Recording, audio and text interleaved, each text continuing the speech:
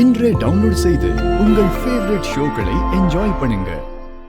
எந்த ஒரு ஆதாரமும் இல்லாம ஏன் தம்பிய பத்தியே தப்பா பேசிட்டு நீ இங்க இருந்து போக முடியாது.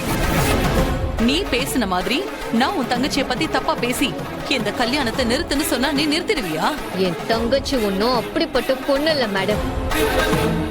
அப்போ ஏன் தம்பி தப்பு பண்ணாங்கறத நீ நிரூபிச்சுட்டு போ.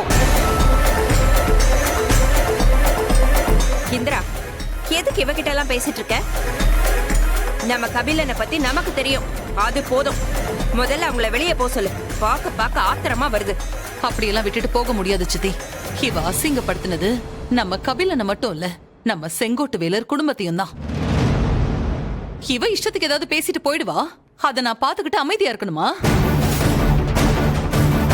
அப்புறம் பிரஸ் டிவி சேனல்ஸ்னு வாய்க்கு வந்தபடி நியூஸ் போடுவாங்க. என் தம்பி தப்பு பண்ணலன்னு எல்லாருக்கும் தெரியணும். அவ்வளவு ஏன் இந்த கல்யாணம் எதுக்காக நின்னுச்சுன்னு தெரியணும். நீ ப்ரூவ் பண்ணி காட்டு.